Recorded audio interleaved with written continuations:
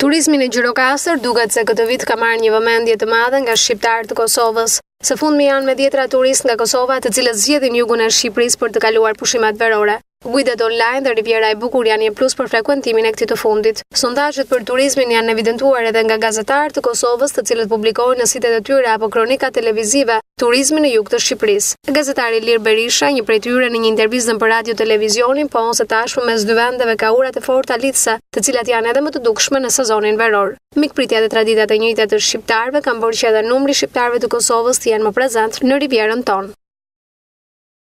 Gjirokastra për mua është një qytet magjik, i cili ka vlerat e veta, që nga kultura e lashtë, ilire, pellazge, dhe njëherë kur vi në qytetin e Gjirokastrës, e ndjej veten shumë mirë. Nuk e di, me tërheq këtë qytet.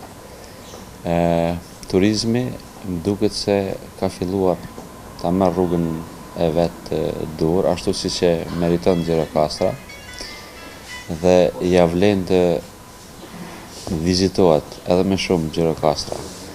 Unë i kisha ftuar shqiptarët e Kosovës, dhe shqiptarët në përgjithësi kudo që janë, mos ta humbin shansin për ta vizituar qytetin magjik të Gjirokastrës, sidomos Kalan, meqense Gjirokastra edhe në periferi ka vlera kulturore, trashëgimis kulturore me rënje ilire, pellazge, shqiptare, dhe një herët t'i vizitojnë ato vende të bukura.